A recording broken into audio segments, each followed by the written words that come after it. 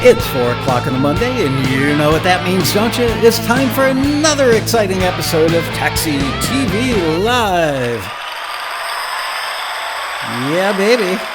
And this week, I am absolutely thrilled to have an old dear friend of mine on the show, Mr. Adonis Aletras.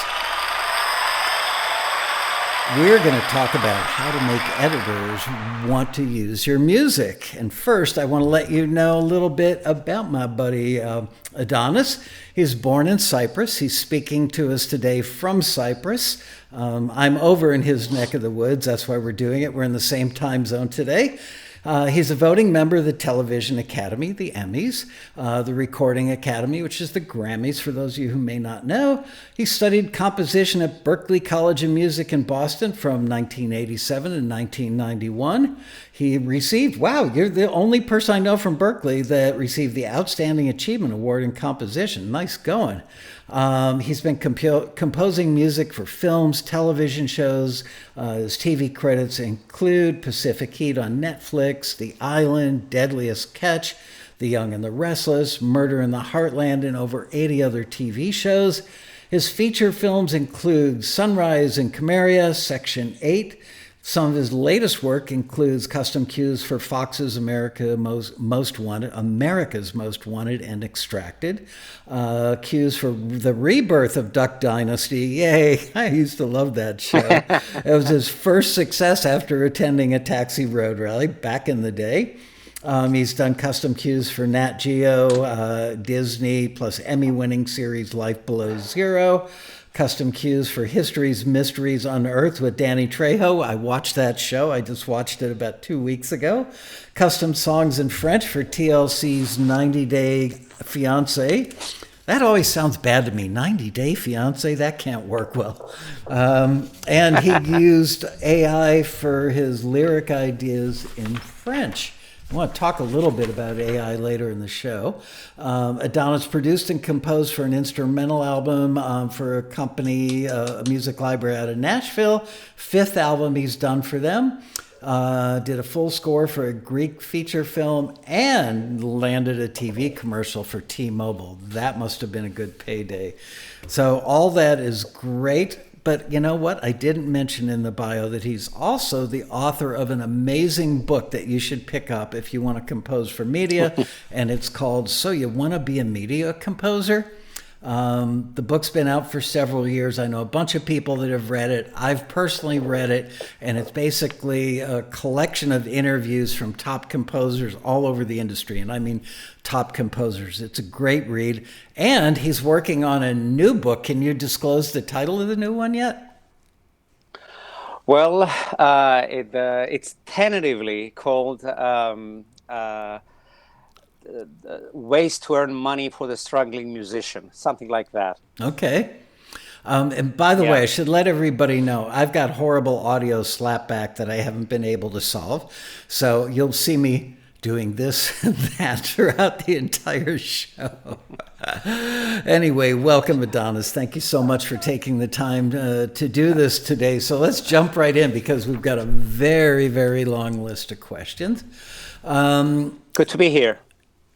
Great to have you. I remember last time we were together was on stage at the Road Rally in 2024, I think.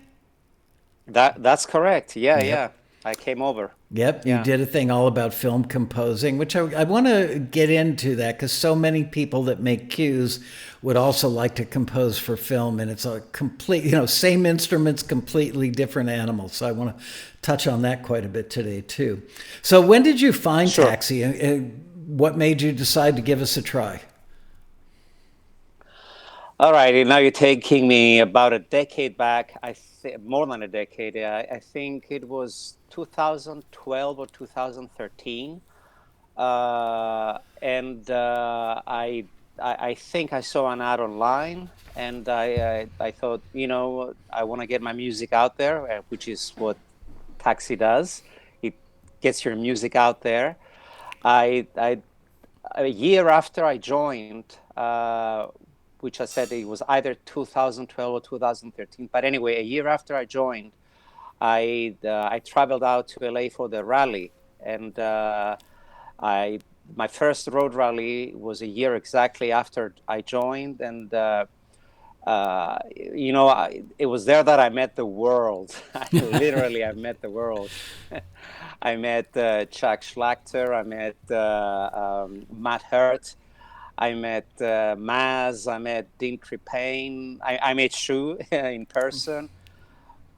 But I mean, the rally really did change my life. It was much. It was a much more sort of life changing. Joining Taxi, of course, began that, but the actual me visiting the rally, that changed everything. You know, I have to beg people every year to come to the road rally, and it blows my mind because they don't know what they're missing. They hear all these testimonials, they hear how it changed lives for people, and yet they're like, well, maybe I'll go next year. I don't know if I want to drop $300 on a plane flight. Well, let me tell you, folks, this gentleman that you're looking at flew all the way from Cyprus, which is about a 14 to 15-hour flight if you can get a direct flight. And I'm sure that wasn't a cheap ticket, so I'm really happy that it paid off for you.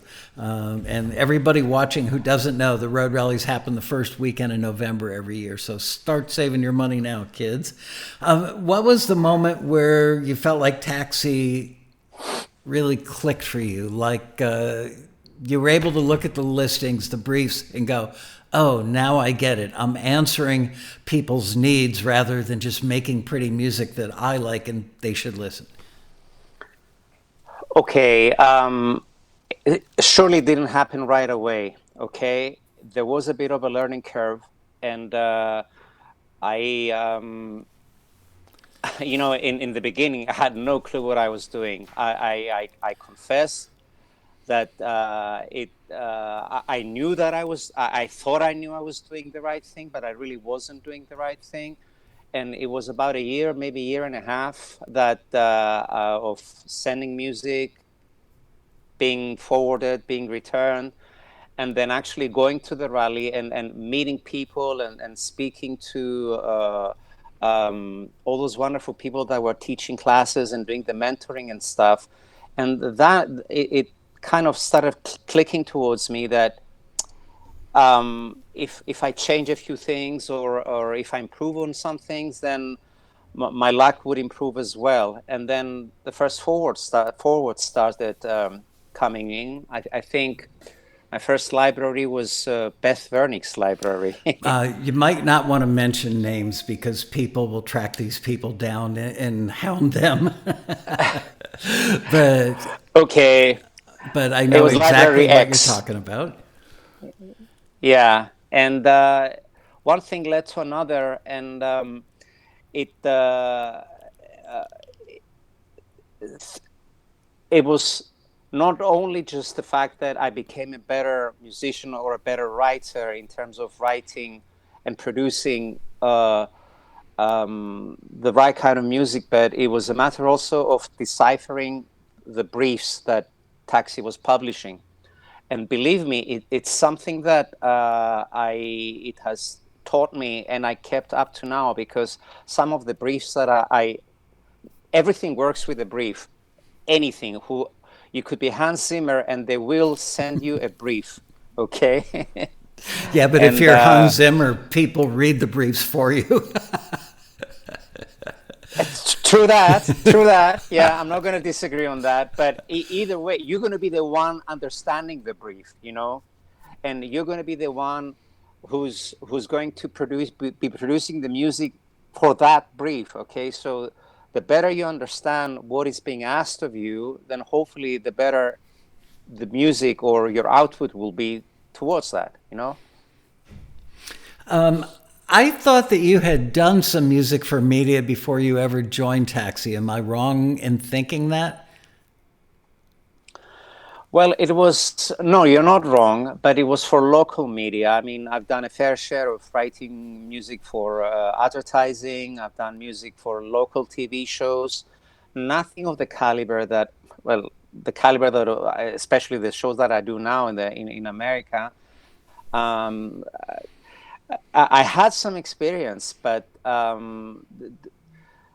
it was way different, way different. And again, it was a learning curve that I happily I disciplined myself to get to know the needs and grits of it, and be able to pull it off. I remember that when you first joined Taxi, maybe a couple of years into your membership, the economy of Greece and then Cyprus collapsed. And it was a very, very tough time for you personally on an economic level, as well as virtually every single person in both of those countries. And there are two moments in the history of Taxi that literally I will take to my grave with me. One of them was a 90-some-year-old gentleman that we were getting his music and TV shows all the time. And he said he didn't care about the money. It was about having this music recorded, for 70 years, and finally the world was getting to hear it. And the other one was you letting me know that money was so tight that when your daughter was ready to move, I think it was your daughter, right? Ready to move from her crib into a big girl bed, which all parents know what a big girl bed is. Smaller than a grown-up, bigger than a toddler. And money was so tight that you couldn't afford it, and you got a placement through Taxi that literally allowed you to buy that bed for her. I will never, ever forget that moment. That is a true story. That's a true story. And at the time, I also reached out to many of my Taxi friends, those people whose names I dropped a few minutes ago. And I told them, things are pretty bad out here. And is there any way you guys can help me? Not loan me money. I didn't mean that in any way. But I mean, do you have any gigs that are open and maybe we can co-write together? Or I submit to some publishers that you might have and that I don't have. And everyone came through for me. Everybody came through for me. Yeah, I mean, talk about a community, man. And it was all because of Taxi. I mean, the placements and the people I met at the rally, everybody came through for me. The company came through for me. The people came through for me. It doesn't happen very often, I tell you that. People often credit me with building an amazing community, and I always say to them, I had so little to do with it. I built the foundation, put up the barn, opened the doors, but it was the people that walked through the doors that grew this community of members organically. And I don't know why it is that Taxi has attracted such generous musicians, because musicians can be a little like, oh, my music's better than yours, or I'm not going to share any of my connections with you. The Taxi community is the exact opposite of that and has been for 30-some years. I will never understand why it is that we've attracted such a great group of musicians, but they are literally the opposite of musicians that I've seen at other conferences or parts of other organizations before. So I'm so grateful to our members for doing that. And I often get the credit for it, which, I'll humbly accept it, but it wasn't me. Trust me, it was you guys. Well, thank you. But, like you said, it was a solid foundation. It was a matter of luck that at that specific year when I traveled to Los Angeles and I met all those wonderful people. When I often reminisce with Chuck Schlachter, and it was like, remember that day you met me at the lobby? In the bar. Yeah. In the bar, yeah. And we of course we were also chatting at the time. We were also chatting in the Taxi forum, and we had met digitally through the forum, but we had never actually met in person. And he recognized me. I mean, I literally took the bus from LAX. I got out. I took the shuttle from LAX. Yeah. I got out, entered the lobby, and Chuck goes to me, "Hey, Adonis, I'm Chuck, CRS7 strings from the forum." Wow. Yeah, I just spent like 15 minutes speaking with him at this past rally last November. And it's funny because these relationships aren't just relationships of quid pro quo. What can you do for me or can I do for you? But they're genuine friendships. I mean, people share, like if they have a parent that's old and ailing and passes away, certain members of the community will share that grief. If somebody's getting married or somebody has a big success, it's really become a true organic family of musicians. And I hope that continues for many, many years. All right. Well, enough with the kumbaya love stuff. Let's get down to brass tacks and talk about. Do you remember how you felt when you got that first forward from Taxi? Well, I was like, oh yeah, I'm doing something right. Finally, I'm doing something right. Of course, the next feeling was, so what happens next? Because there's a series of steps that have to happen. Once the forward goes in, then you have to sign a contract with the library. Hopefully, they'll ask you for more music, and then they will start pitching your music to the various whatever relationships they have. And one big lesson I learned was that I shouldn't be in a hurry, because you used the magic word before, organically. Everything happens organically. It doesn't happen like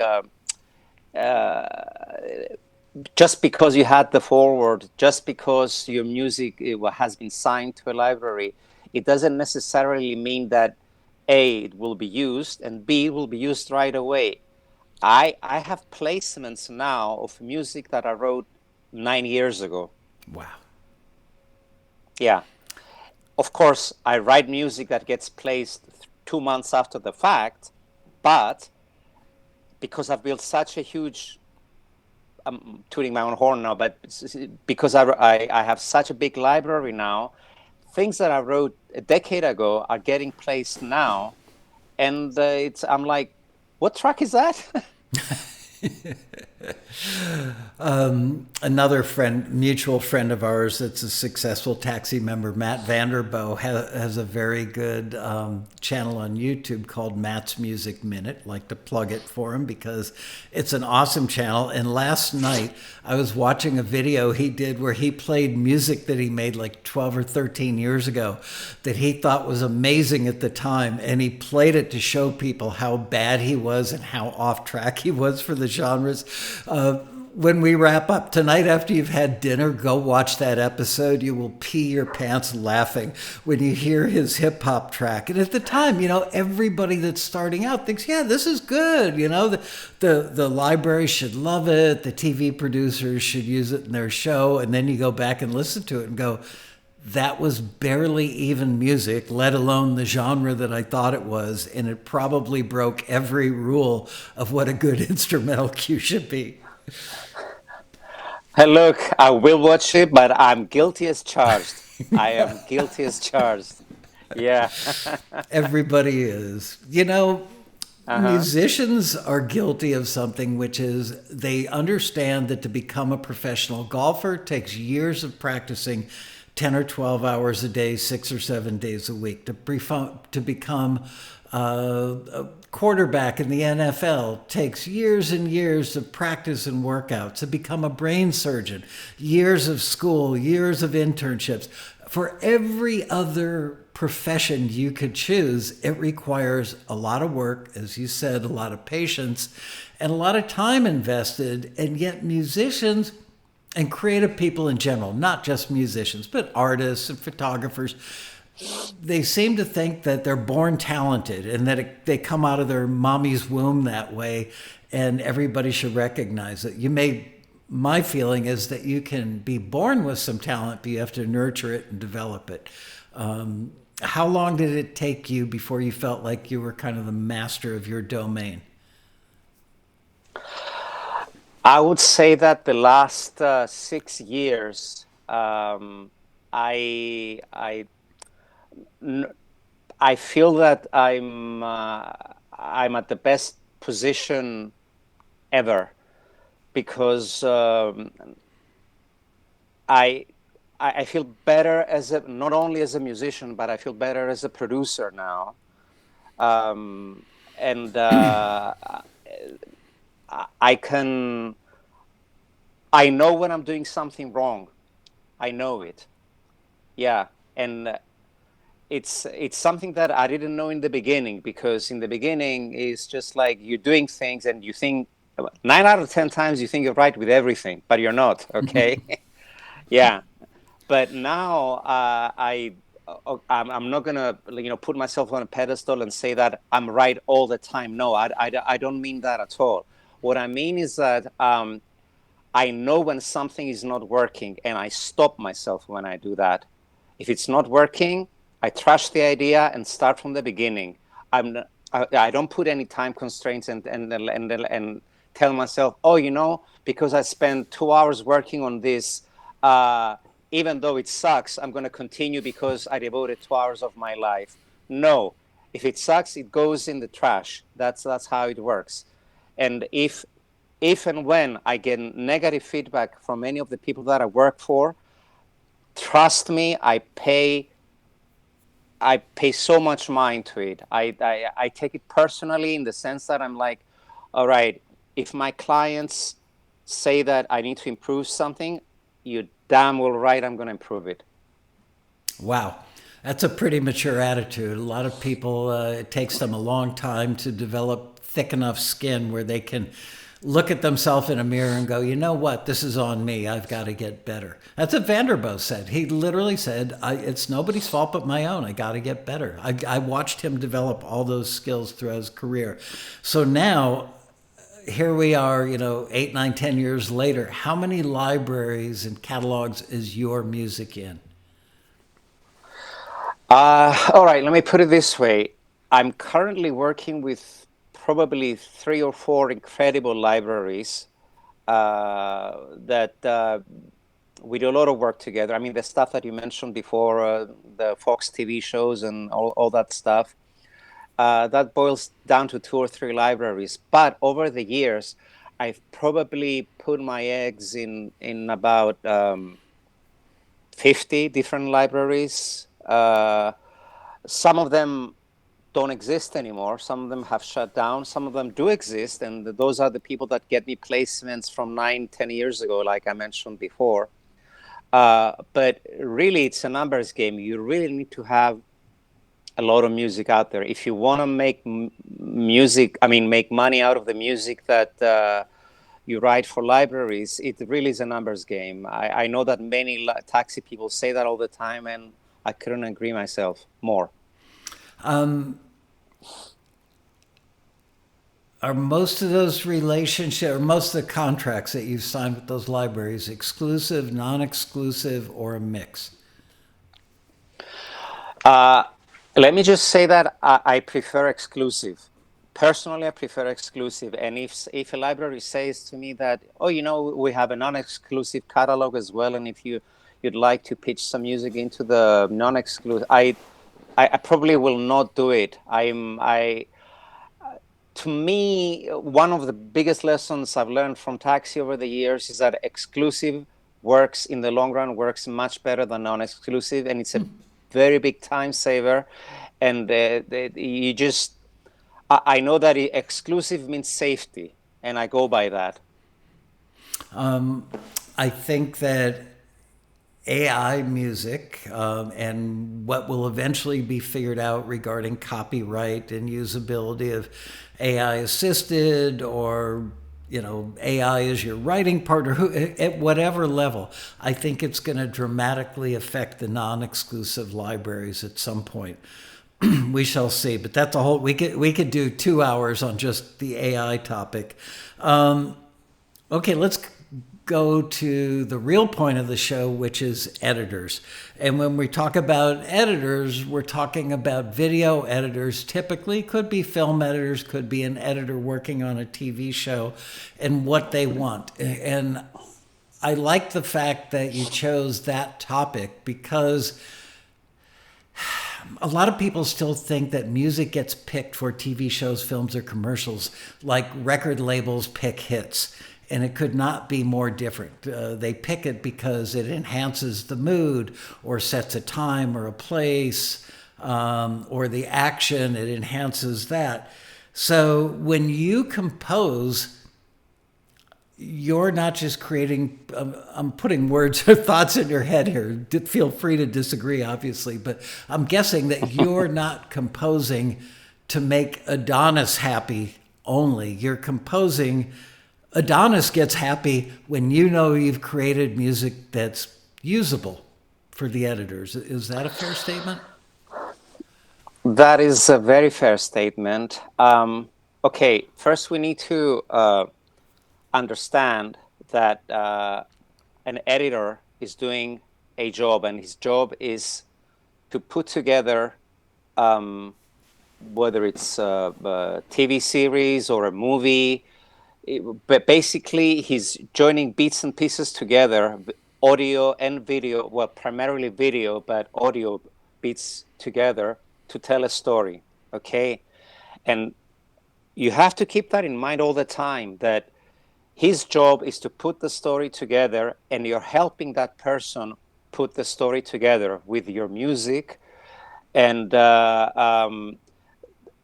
you will only make his or her life easier if what you give them helps them make a cohesive uh, documentary, TV series, or movie, whatever.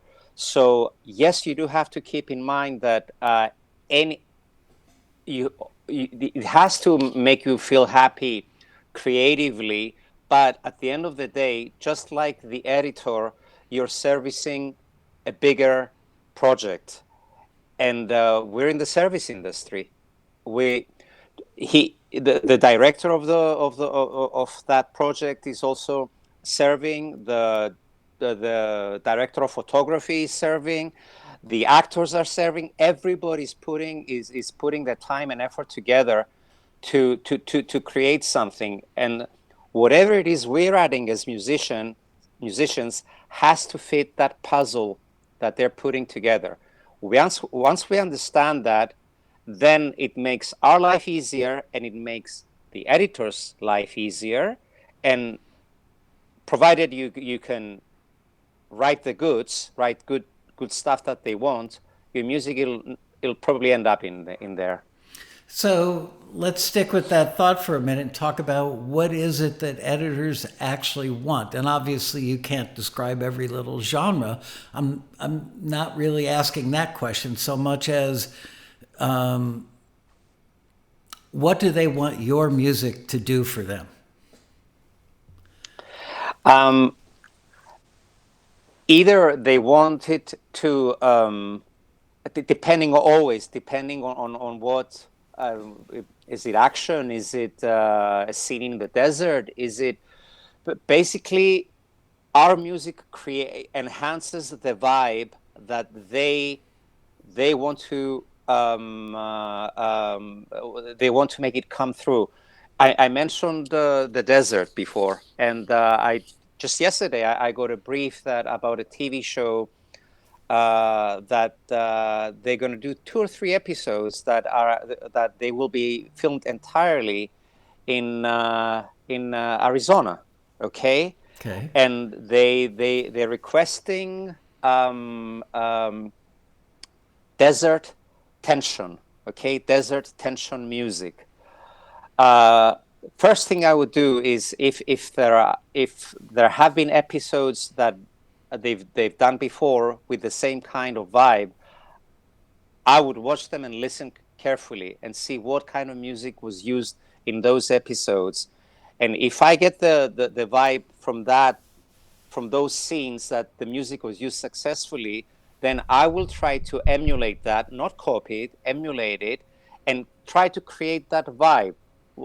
You're in the Arizona desert. There's sun, there's sand, there's wind, it's dry. There are no trees. Okay, there's some kind of desolation. How do you do that with music? If they request specific instruments, then I'm going to pull out my specific instruments or my specific libraries and try to invoke that. So you have to enhance what they are doing, and if that means um, you have to be dramatic, you have to be dramatic. If you have to be comedic, you have to be comedic. If you have to just lay low and not interfere with any kind of dialogue that they may have, you sure have to be able to do that. Lay low. I think a lot of people want their music to be the star of the episode or the scene because that's what they do. They're proud of the music they make. But that's great that it's important for people to understand that the music is a piece of the puzzle. It's one more leg of the stool, and the stool stands on four legs because everybody's leg is strong. By the way, have you ever seen the TV series Goliath with Billy Bob Thornton? It's about a 10-year-old series, and it's currently streaming on Amazon Prime. The reason I bring it up is my wife and I have been binging it this week, and season 2 takes place out in the desert. So I don't know, is the show that you got the brief for a scripted show or a reality show? It's a reality show. It's going to be on Discovery. Oh, okay. Well, Yeah, they've definitely got some desert music in that show. What do editors not want you to do? What would make an editor listen to a piece of music and go, "Oh man, can't use it now because"? Okay, let's say that they, like I said before, I mentioned the fact that there's going to be dialogue, okay? And whether it's scripted or unscripted, dialogue still exists, okay? And whoever believes that that reality TV, just because it's unscripted, it has no dialogue, I have news for you. It's the opposite. It has more dialogue than scripted TV shows. Sometimes you get like 10 people speaking at the same time, and you still need music you still need music to underscore that. Well, if it's a dialogue busy scene, and whatever music you've submitted in, it's got like, it's maybe too percussive, or it has too many hits happening in different parts that do not make any musical sense. However great your cue might be, it will not get picked. Forget about it. It will not. The editor will just say, no, I don't need that. He will probably, he or she will probably choose something that is a little less driving and a little more, it's not going to fight with the dialogue. Otherwise, he just ruined the scene, you know. He's not going to get fired for it, but he's not going to get any great comments about it. Yeah, and the more notes that he's going to get back from the executive producer or the showrunner about, well, this track doesn't work or this cue doesn't work, because if they have to give too many notes, they won't use that editor next time around, because they've probably worked with somebody that placed the right music and made the right cuts and brought it in at the right time, and made their life. Everybody wants their life to be made easier. Anything that you can do as a contributor to the overall process is really what everybody's after. Yes, you couldn't be more right. I mean, everyone in the food chain of a TV show, everyone is accountable to everyone else or to someone else. Okay, so I write for the library or the music supervisor or whoever I'm writing for, and then they send the music to the editor. The editor has, like I said before, has to put the show together. He's going to sit with the production team and they're going to watch the episode. And if the music doesn't work, then it's back to square one. They're going to have to re-edit, maybe reuse music, maybe trash the music altogether. It's and you know, there's deadlines to be involved as well, and if it comes down to the wire, then somebody's going to get yelled at. Yeah, and not hired next time. I know that you do mentoring, as you mentioned earlier, and I'm sure when you're at the road rally or on the taxi forum, that there are a lot of people that look up to you as somebody who is already successful, and it's like, dude, listen to my music. Tell me what I need to know. What are some of the common mistakes that people who are brand new to composing music for media that you hear made over and over? Mistakes that are repeated frequently. Okay, I'll say it with one word: meandering. Ah, Yes, meandering. Either melodic meandering or percussive meandering. Um, I usually write, and that's just my thing, but I know many other people, successful people, that do. As far as melodic phrasing goes, I write in either 4-bar phrases or 2-bar phrases, nothing more than that. Um, and when I say meandering, anything above 4 bars of melodic phrasing, it's just too much. You've lost the editor right there. You've lost them.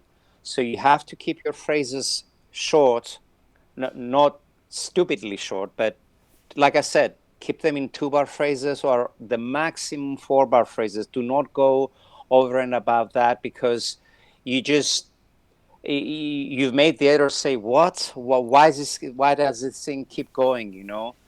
And another thing is that you have to give the editor what we in the industry call edit points. They have to be able to cut the scene to the music, or the other way around, cut the music at a specific point before it overwhelms whatever it is that they're putting it under. So meandering is a very bad way of presenting your music and making it unusable.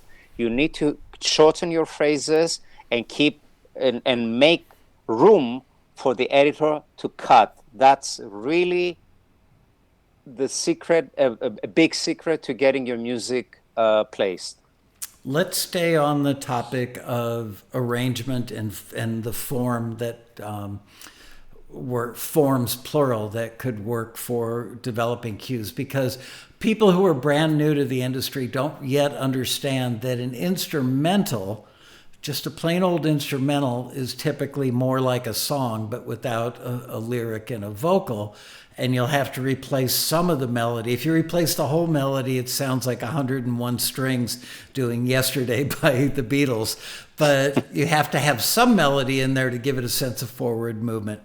An instrumental cue is specifically designed for use in various forms of visual media.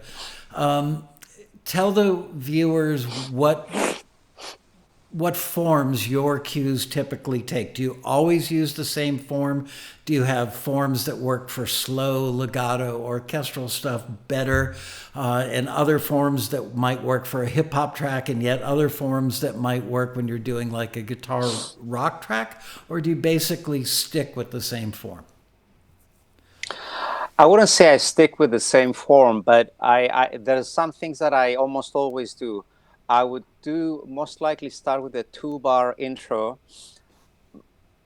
Very hardly, I would never do a 4-bar intro. I would just do a 2-bar intro, and then continue with, like I said, either a 2-bar phrase or a 4-bar phrase, uh, um, with uh, with um, with 2-bar edit points in between, until, depending on the tempo, of course. But if I have about 20 to 25 to 30 seconds of this little beginning structure, then I would have completed my A section. That would be my A section.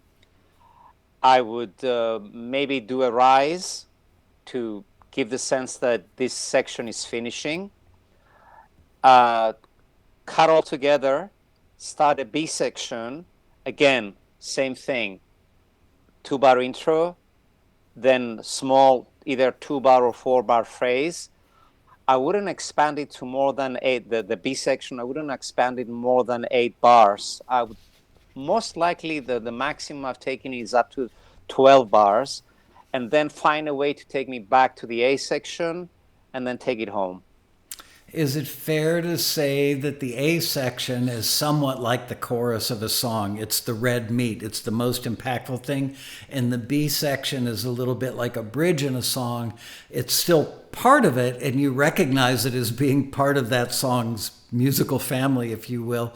But it gives the editor the option of maybe taking the B section, starting out with 2 bars from that, because of the way the action or emotion is in the scene, that everything is editable. And so I lost my train of thought, but I'll tell you, you actually, you know what, you used a word that I like a lot: options. Okay. And back to what you asked before about what is it that the editors want before they use your music. Well, that's exactly what they want. They want options. Okay. So A might be, like you said, the chorus, the meat and potatoes of your cue. But if your A section maybe is a bit too much, then you have the B section, which hopefully will be something different, and that might work better than your A section. So you're giving them options, all right?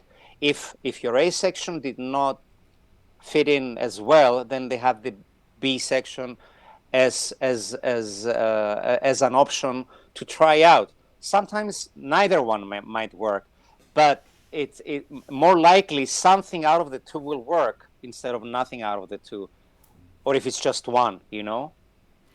do you try and telegraph what the cue is going to sound like in an overall way very early, like in those first 2 short bars of an intro? Like as soon as an editor hears it, they might audition 20 or 30 or 50 pieces for a 19-second scene.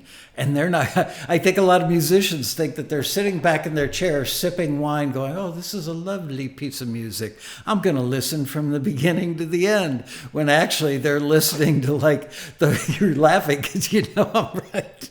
The editors are like intense and probably drank too much coffee or too many Red Bulls, and they're listening to 5 seconds because those 5 seconds needs to tell them the story. Is that a true statement?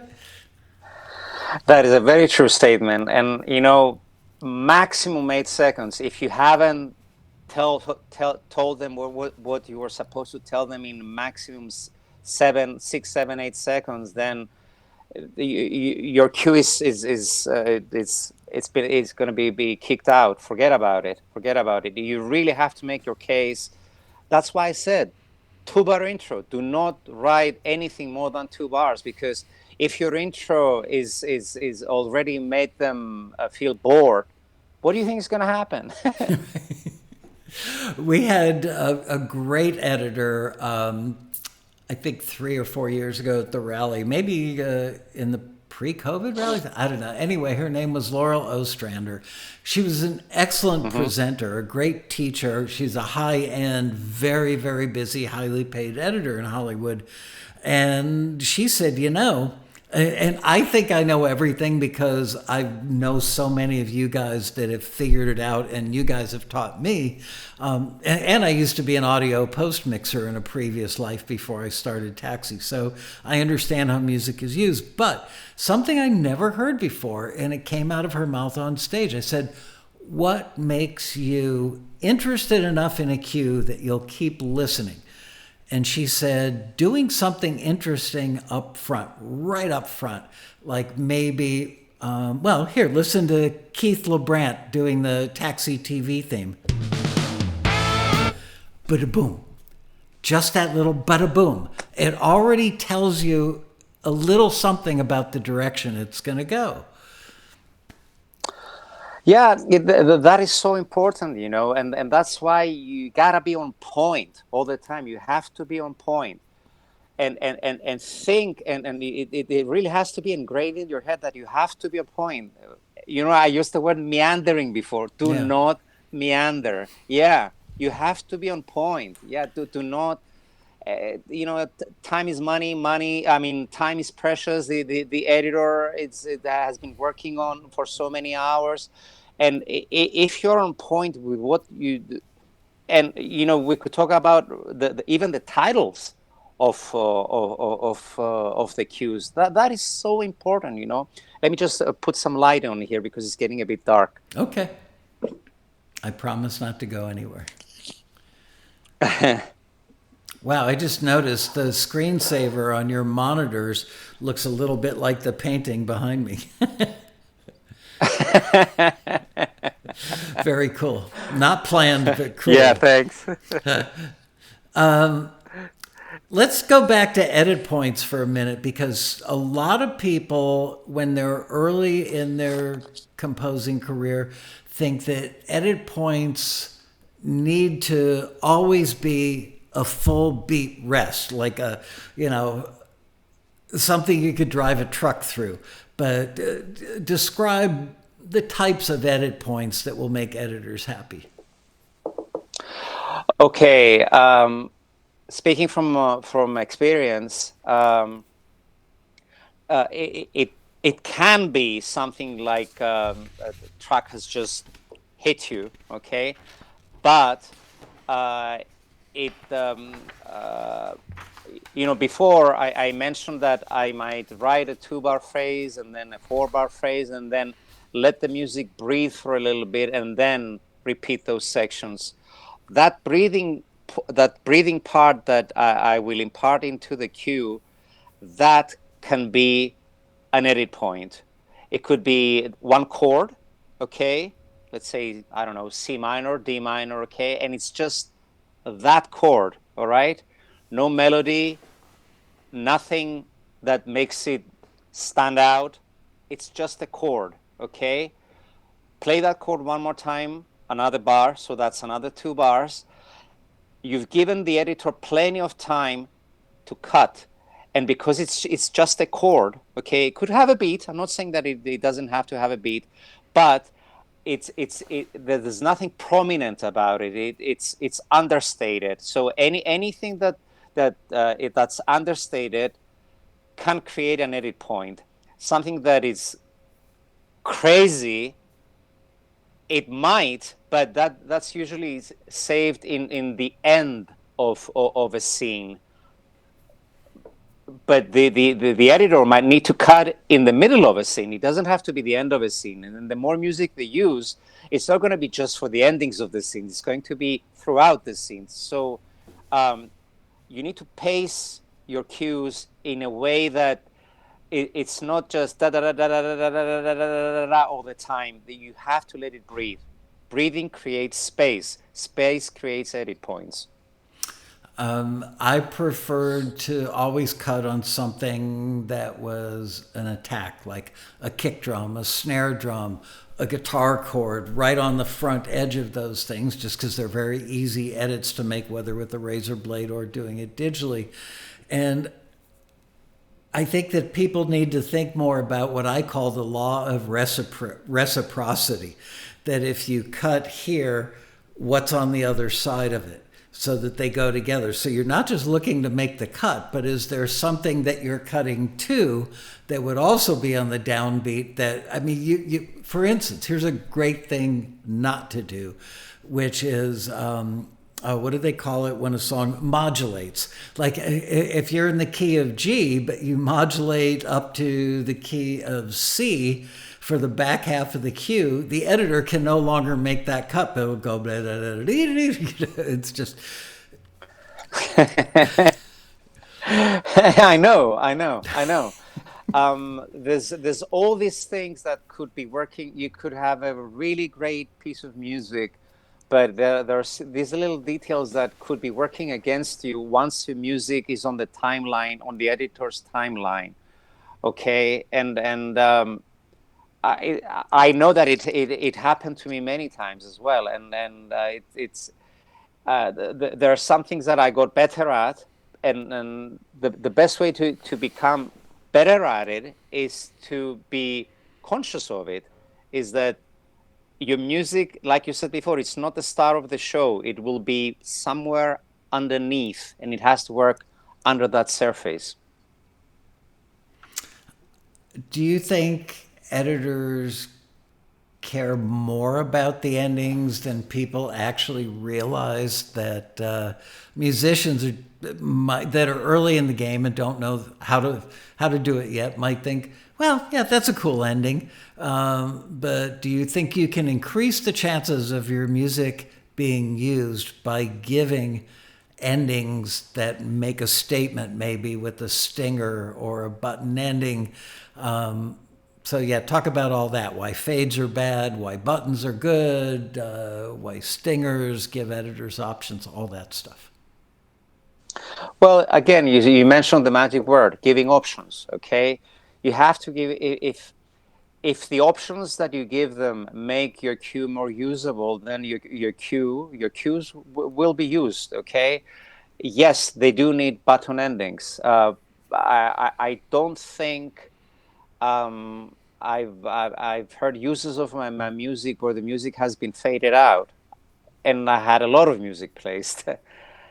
Almost never, almost never. Whether they cut in the middle of the cue or they cut in the end of the cue after a big whoosh ending, it was never a fade out. And speaking of fade outs, you know what? I've been getting a lot of the last 3 or 4 years, a lot of libraries that I worked for, who ended up sending my music to some great shows. They said, do not leave delay tails on your endings. Yeah, they just don't want them. Wow. Delay So repeats, are you that, that, talking that, that, about that, that, that. reverb or delay, like boo, boo, No, boo, boo? delay. Yeah, boo, boo, boo. Those little things that they might work great within the cue, but once you put them in the ending of your cue, okay, you hear them going da, da, da, da, da, da, da. All right. They don't want them, as far as my music was concerned anyway, but I can't speak for everybody. But it was like, no, man, just cut them out. Cut them out. Because think about it.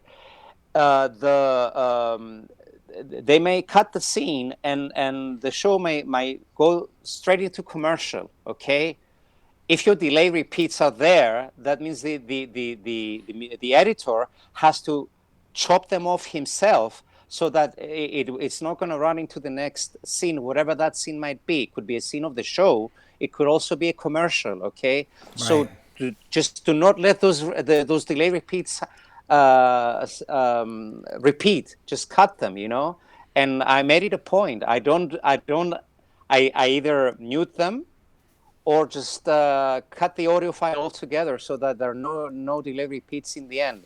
I've had that request so many times, and I even advise my friends or the people that I mentor, just automate your delay repeats. Do not let them ring out at the very end of a cue. This will make you laugh, but many years ago, like 1982, I was living in New York, working at a big audio post production facility, and using 24-track tape machines synchronized to video was brand new. Before that, people Ah, used 35 millimeter mag machines. We called them tractors. And it would be a room, like a 50-foot long wall, with these things that were a little bit more narrow than a refrigerator and about 7 feet tall, and you would put 35 millimeter film on them with a magnetic stripe that carried the audio. So the music would be on one stripe, the dialogue might be on two or three different machines, sound effects on different machines, and you adjusted them by literally turning things that would turn the gears to affect the teeth in the film sprockets, so that you could delay or advance something, like dialogue against the actor's lips or something. So, thinking back to that time period, if you had a looping delay at the end of something and wanted to cut that off, you would literally have to take the 35 millimeter film with the audio stripe on it into an editing block with a razor blade and cut it would be the only way to do it, because consoles didn't have automation back then. You couldn't go, yeah, mute it here or give it a half-second fade really quick to get out of it. You would have to repeat that every time you tried to do the ending. So the people today don't realize how fortunate they are and how much easier it's gotten. Let's talk about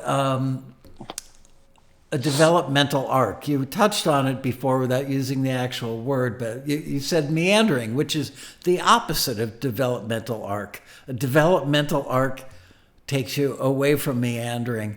Can you describe how you build a developmental arc with adding instruments, adding more dynamics, things like that? Yes, unless you're asked to do something that is completely neutral and kind of spacey and really it's just peaceful, okay, you need to either build your music melodically, rhythmically, or both, okay? I have an insane amount of sample libraries that I have at my disposal at literally the drop of a button. I'm also a guitar player, and I own various kind of string instruments, and I try to make choices that would keep propelling the music. And when I say propelling, I don't necessarily mean that it has to be like a 40-foot lorry driving in the highway, you know. I mean keeping the interest happening. That's what I'm talking about. Keeping the instrument, the interest happening. Yes, that can happen with the addition of instruments. Sometimes it can happen with the removal of instruments as well, and I do that a lot. Let's say I'm 15 seconds into the queue, and I've used a whole bunch of things. Believe me, it will make a lot of difference if you take 4 instruments out altogether. Okay, it creates the illusion that something is happening, not by adding, but by subtracting, and I do that quite a bit, because our ears get saturated with the sounds that we've been using so far, and once you take them off, it doesn't really sound empty. It just sounds like something new has happened. And what has happened? You have just removed instruments instead of adding instruments, because you can only add so much. I mean, how much can you add? You've added all your string sounds, you've added all your percussion sounds, you've added all your guitar sounds, you've added everything. So what do? Well, leave some things out. Nobody said that you have to keep adding, you know? You can add, but you can also subtract. I believe you, and I subscribe to the same theory every bit as much as you do. But for new people starting out, that sounds horrifying to them. I've built this masterpiece with all these layers, and now you want me to break it down. I think something we talked about earlier, the B section, is a great place to break it down and drop some stuff out, because then it gives you a chance to bring it back up when you go back into the A section. You add 2 out of the 4 instruments back in, and then maybe in the next 2 bars you add another one, and the next 2 bars you add another one, crescendo to a big button ending. But it's hard for somebody that hasn't seen somebody like you explain it, or listened to a lot of cues, or been to the road rally and taken classes about it. It's hard for them to imagine, gee, I put all this work into figuring out what all these beautiful layers are, and now you want me to take them away. It seems antithetical. Well, I know I've been there. Okay, I've been there. I'm not gonna sit here and put myself on a pedestal and say that I was that person too. I've learned. Okay, and I can make an analogy. It's the same as driving your car. You cannot be driving your car at 100 miles per hour from the moment you started to the moment you go from A to B. Okay, you can accelerate and go from A to B and reach, I don't know, 80 or 90, but then at some point you have to stop. Okay, you really have to stop, park it, all right, and start moving again, and again start accelerating, or however you want to describe it. But still, you cannot be driving at a crazy speed all the time. And that's a real put off to speaking of music editors. They can tell right away. Believe me, they can. And they will say, I'm going to get the cue. I mean, I'm going to get the gig and you won't, because I know how to do it and you don't. That, I have interviewed, I don't know, several hundred people who are composers, editors, whatever. I've interviewed you, I think, 3 or 4 times over the years, but that's the smartest, best piece of advice you've ever given. Going 100 miles an hour throughout the whole track just doesn't work. And that you're right. I think that that's a really good observation on your part, that makes you immediately obvious as an amateur to an editor if you don't slow down, put on the brakes, start up again. You don't have that variation. It meanders. It could meander at 100 miles an hour, by the way. Meandering doesn't always have to mean Definitely, legato. yeah. No, no, no, no, no. It can be at any speed. It can be at any speed. Yeah, and it separates the men from the boys, so to speak. And you're absolutely right. They can tell who has been doing this and has a sense of pacing and timing, and somebody who's just like, oh, I'm the next John Williams. No, you're not. Oh, man. Let's delve into the difference between writing cues, like what your purpose in mind for those cues is when you're creating them, versus scoring, which I know you've scored a bunch of stuff and you are known as a film scoring composer. One, you're working with picture. One, you're creating music that could work with all kinds of pictures. Can you talk about some of those differences? Yes. Scoring films almost always involves having the director, having meetings with the director or the production team, and you watch the scenes that you agree on what scenes what scenes will have music and what scenes will not have any music, and there's you agree on instrumentation and pacing and things like that. You write, you rewrite, your music gets accepted, your music gets rejected, and a lot of the music that you write might be accepted and approved upon, and then by the final edit of the film, you realize that 3/4 of the work that you've done has been thrown out the window. You Ouch. still got paid, but they're not going to be using the music because that's what they decided as a production team, and that's okay. That's okay. As long as you get paid, it doesn't matter whether they use half an hour of your music or they use 3 minutes of the music. As long as you get paid, let them use whatever they want to use. Okay, but it's a very collaborative process, and that's where really you're a part of a team, and the team has to work together. When you write music, when you write cues that could work with anything, basically you're sent a brief and they tell you, we want some light tension.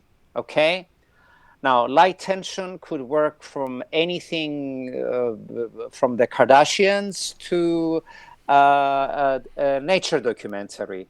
Okay, or we want some tasking music, music about completing tasks. It could work in so many different setups that even things that you never thought about that they would be using your music, and you don't have any visuals in front of you. You just, maybe they'll send you two or three MP3s to listen to and to get an idea of what they're requesting. But basically, you just try to create something similar or close to the references that they've given you to listen to. That's the biggest difference. It's that basically you're working blindly. You're not looking at anything.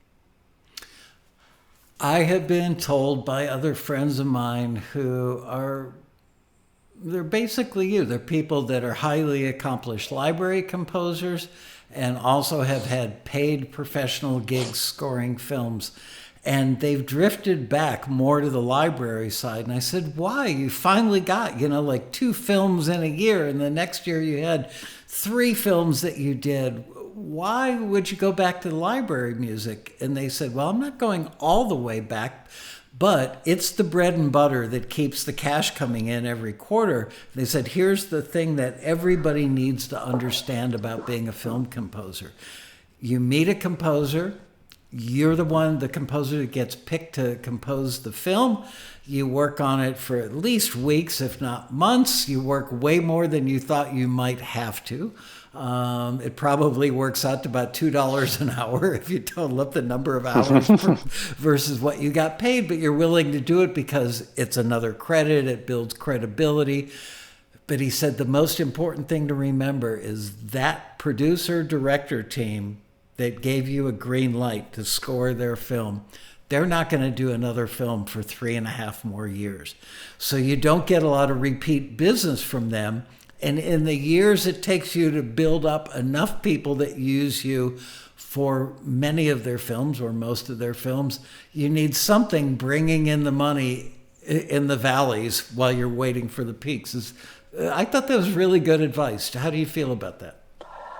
That is really, really, really good advice. The library music is, and the sync in general it's the gift that keeps on giving. And especially if you have a sizable catalog and you keep adding to it, it doesn't have, my years of writing music 24 hours a day, writing library music 24 hours per day are over. I don't need to do that anymore. And I'm not saying it in a show-offy way. I'm saying it because I've built such a big library, such a big catalog now, that my music is working for me. And if I could even say no to briefs that I get, really good briefs. People would die to get some of the stuff that gets thrown in front of me. But I'm good. I have built a fairly big catalog, and I've done it over the years, and it's a gift that keeps on giving, and it will keep on giving for the many more years to come. I'm guessing you're in your early 40s, maybe somewhere between 38 and 42 years old. You don't have to tell me exactly. Oh no, more than that. Okay. Yeah. You'll be able to retire someday and still have a better than average income because of all the music that you've gotten out there now. Will still be paying you for decades to come. And go to your kids someday when you're up there with angel wings on. Of course. Right now I'm putting my daughters through college, and it's really with the money that I've saved from music. Yeah. Wow. This is the daughter that you couldn't afford a bed for? Yes, 2 of them. Wow. And now in college. Yes, wow. Now in college, my friend. Yes. Wow. Yeah. And music is your only gig, right? You're not like selling guitars at a guitar center during the day and then coming home working on music, right? This is your only form of income? It's always been music, yes. Of course, my wife is a musician as well, but we've both been doing music since day one. We don't know how to do anything else. Does your wife ever play on any of your tracks? And if so, what instruments? Well, no, she's an oboist. She plays the oboe. Ah, okay.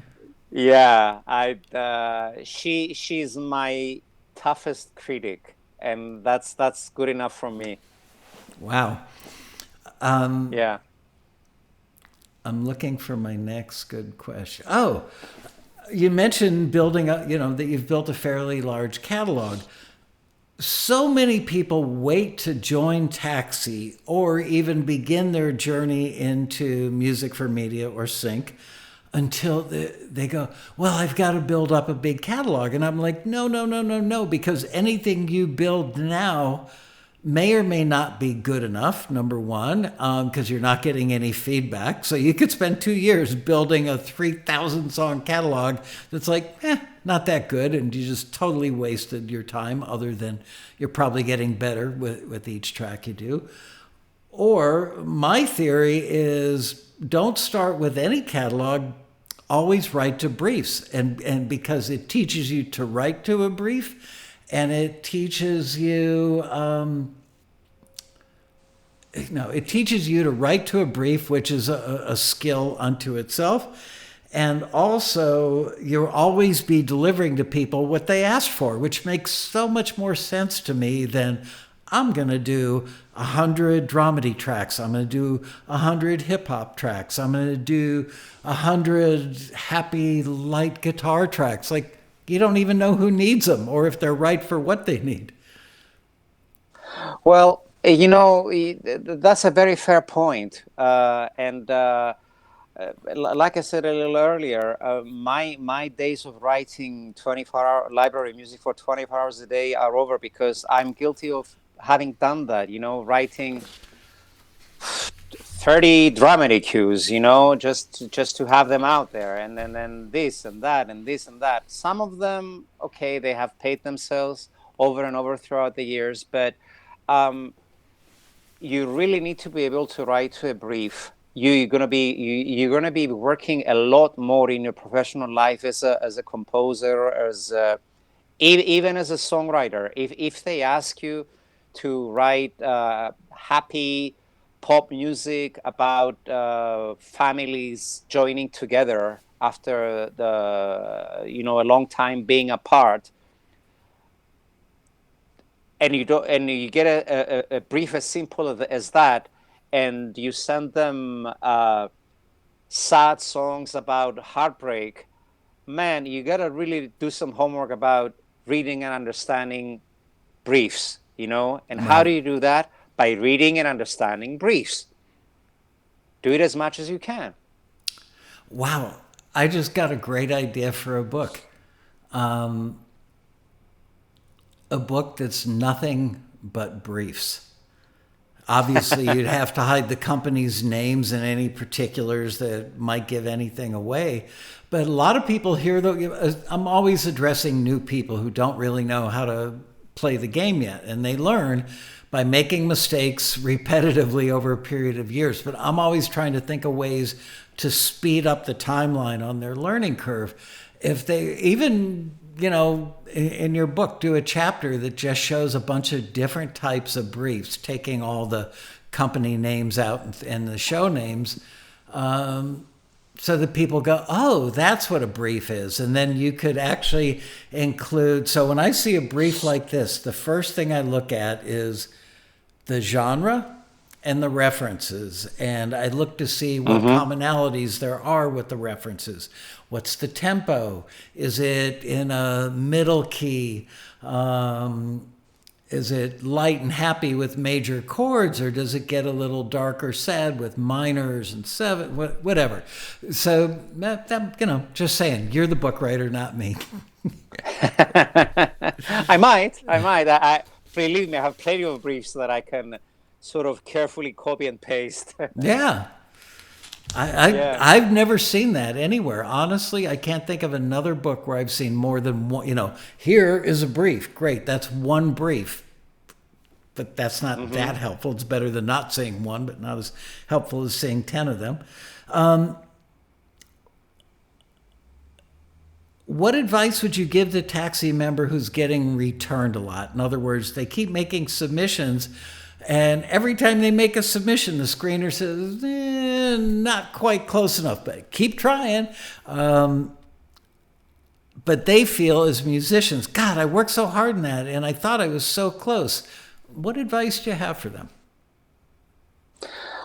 Well, okay, like I said before, I've been there myself. One of the biggest mistakes I've done was being mad at the screeners. Okay, in retrospect, I wished I could apologize to every single one of them and say, I was an idiot. Thank you, but I was an idiot. Uh, Look, it's nothing personal, and it should never be personal, especially if they tell you that you are close. Man, it means that you've done most of the work. All right. If they tell you that you're completely way off base, then all right, you should really take a hard look at whether you should be doing this to begin with. But if they tell you that you're close, try to why you were close.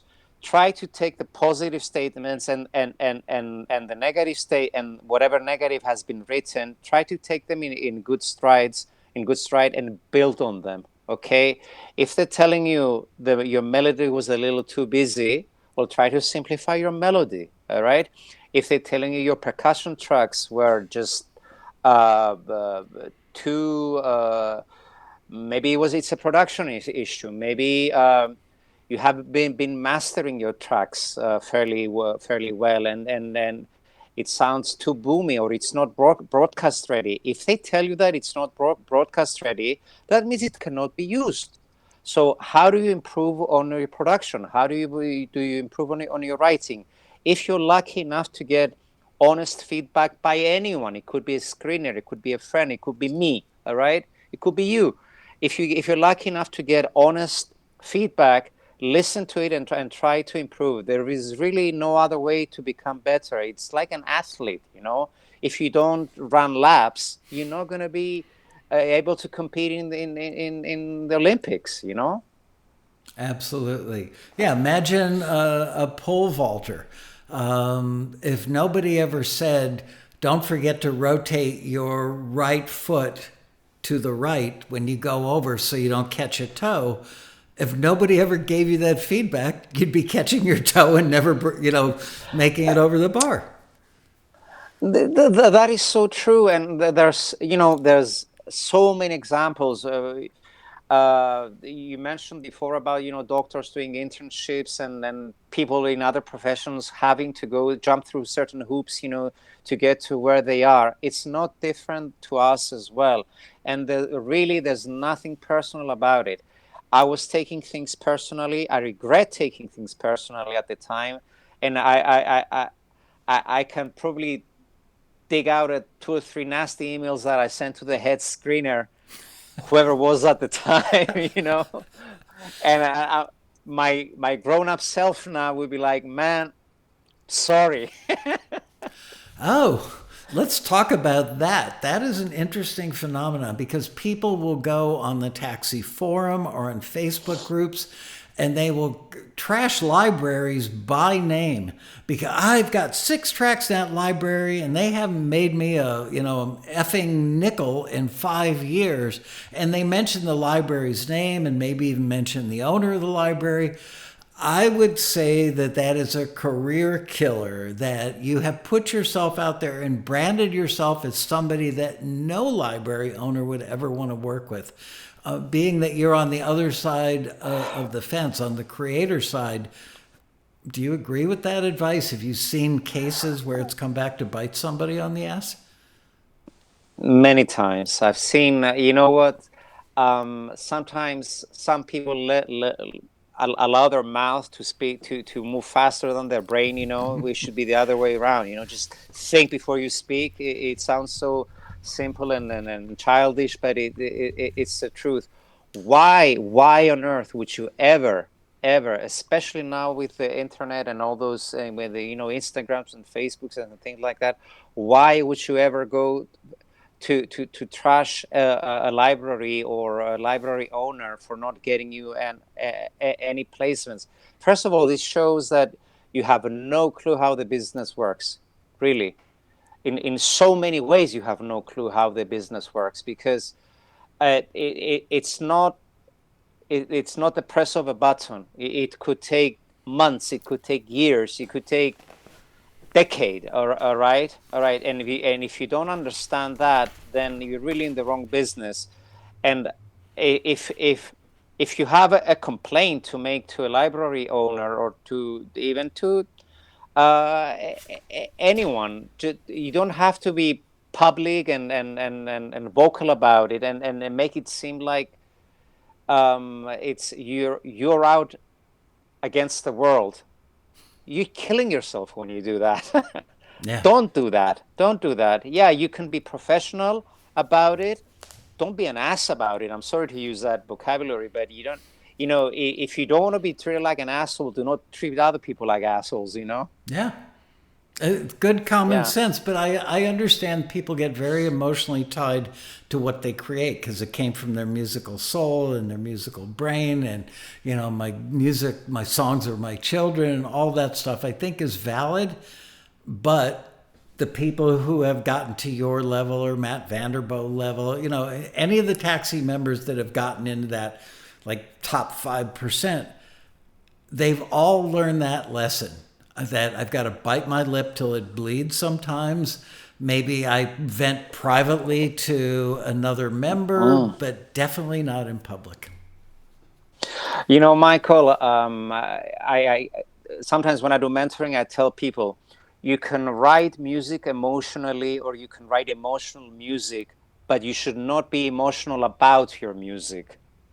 There's a Wow. huge difference. That's a Yeah, great huge phrase. You difference. should put that on the inside cover of your next book. A minute ago, you mentioned sparse. We actually work with a library that the only time they request, or every time they request music from Taxi's members, they always request sparse music only. Has it been your experience that your tracks that are more stripped down and sparse have been licensed more frequently than those that might lean towards being complicated and showing off your chops a little more? Uh, I wouldn't say that, but I would say that many times I got requests for minimal music, not minimalist music. There's a big difference between the two, but minimal writing. And it's been used on a fair number of occasions. I'm a chameleon. I can write in many, many different genres, and if I get asked to write sparsely, I will do it. I know how to do it, and I know what it entails. Um, it's there can be so many uses for the music and for your music, and you could even write a busy track, but once we start cutting stems and sending out stems, they might use just the pads of that busy cue that we wrote, and it's going to be sounding sparse anyway. So it goes back to what we said before about giving options. If they ask you for sparse music, yeah, do that. But if you don't, then maybe your stems might be able to do that for you. Let's go back to the word stems, which you just mentioned. People oftentimes confuse individual tracks. Like back when I still worked in the studio, we used 2-inch 24 track tape. Track one would be the bass, track two would be the kick drum, track three would be the snare, four and five would be overheads. Six and seven would be high tom to low tom. Each of those is a track. Stems are different. Can you explain to people who are new to the sync and music for media world what a stem is and why it's a good thing to create stems when you mix? Okay, like you said, there's individual tracks. Okay, there's your kick drum, there's your snare drum, there's your bass, there's your guitar, all those different. And then there's stems or alternate mixes. Okay, the in the spirit of creating options, Um, I have a great example for you. Awesome. There's this great library that I work with. The people that they got me the Fox TV shows, Extracted and America's Most Wanted. Okay, you cannot, once you write a cue, you cannot send it to the library unless you have uh, uh, besides the individual tracks, your percussions and your guitars and all that stuff that I mentioned about, you cannot send the cue in fully mixed and mastered unless you have at least 8 different alternate mixes of that cue. All Wow. right. It goes back So to your you could, favorite word, yeah, options. options. Yes. It could be an underscore. It could be, the an underscore version of the cue. It could be a minus percussion version of the cue. It could be a minus guitars version of the cue. It could be a minus melody version of the cue. It could be a minus melody, minus guitars, minus pads version of the cue. So you have to really, with all your tracks that you have that comprise and make the cue, you have to see which ones you can make the right combinations to give more options. Okay, and like I said, that particular library, unless you have a certain amount of things that you can send with your final package, they will just send it back to you. I've got three more questions that were on our list. I want to go a little bit long and get answers to these. What's one small improvement someone could make this week that would instantly make their tracks more editor friendly? All right, that's fairly easy to answer, and I think we spoke about it anyway. Write short phrases and let the music breathe. Like 2 bar phrases, 4 bar phrases. Give edit points, give options. Okay, make your music as usable as possible in any kind of scenario, whether it's a beginning, a middle, or an ending. All right. Okay. We had a question on the list. What's one thing that taxi taught you directly or indirectly that made the biggest difference in your success? Reading the briefs. Yeah.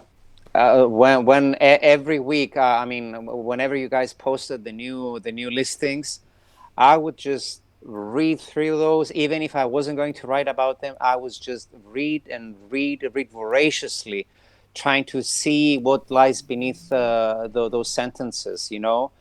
And if it, that that has taught me so much over the years, because that's what I do now. I read briefs. There's a question that I can't remember if I wrote or you added this in, but it's a great question. For the people watching who want what you've built, a career like you've built, what's the next right step for them after they finish watching this video? What should they go do with the next 3 hours of their life? Okay, if they're taxi members, and I assume that if they're watching that, they most likely are taxi members, but they could be not. If they're not taxi members, join taxi. That's an easy one. Thank All you. right, because yeah, well, you gotta you you want to get better at something, you gotta work towards it. Taxi provides the opportunities, so write for those opportunities.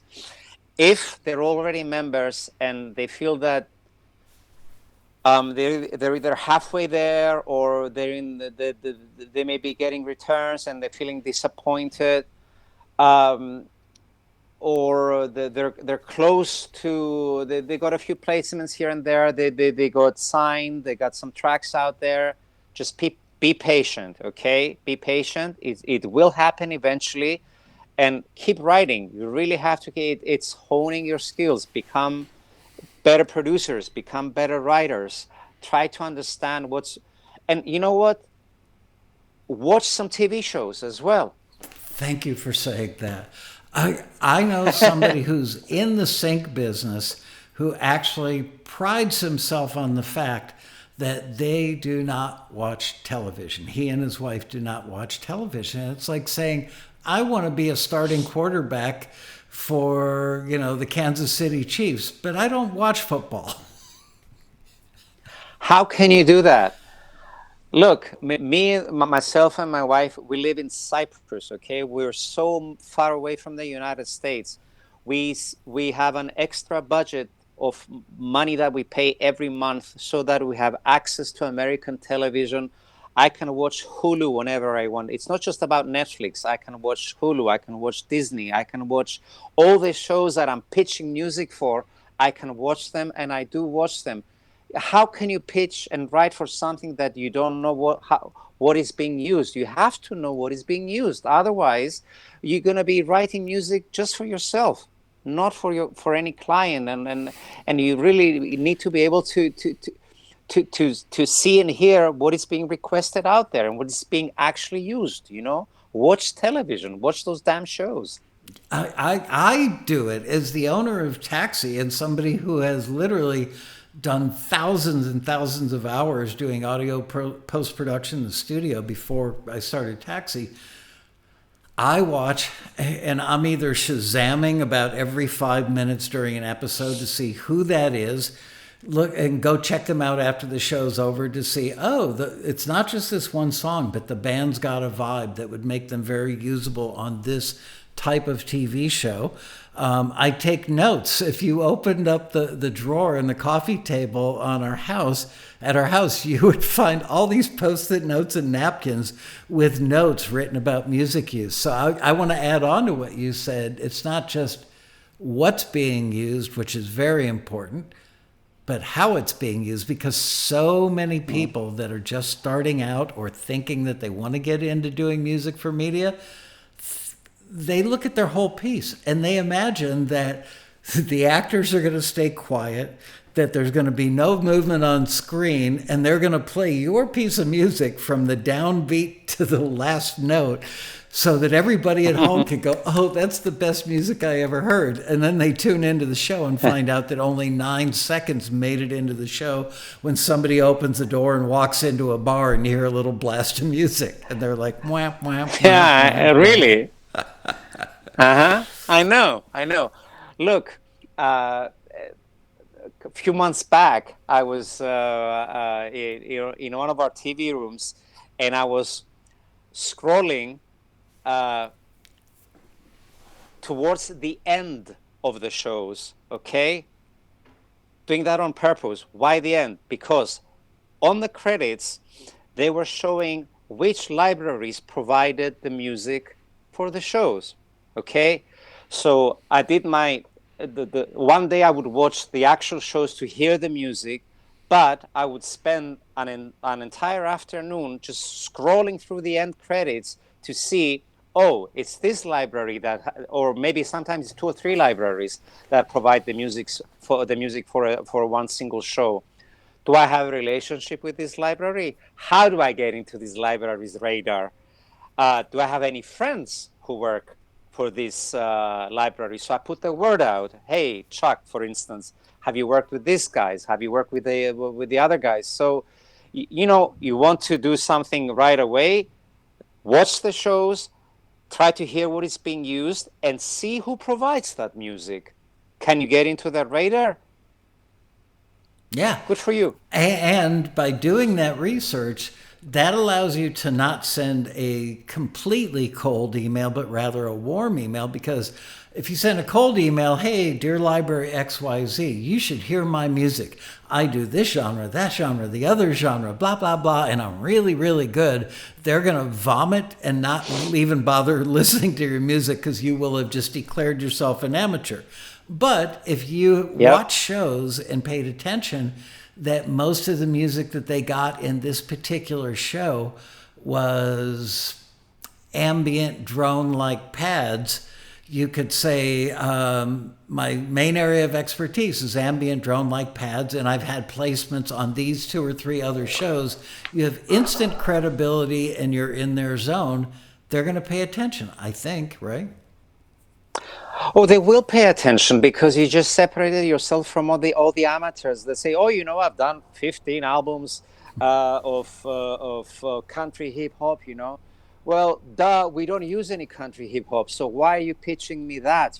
But if you come to me and the last three shows that I've done, let's say I'm a library, and we've been providing dramedy for three different shows, and we've been doing that for the last 2 or 3 years consistently, and you have something to give us that we could actually use right away instead of something that could be sitting in a shelf or a hard drive for the next 15 years, not earning anybody any money, then we're going to pay attention to you. It may not happen right away, but just prove to somebody that you have done your homework and you can provide.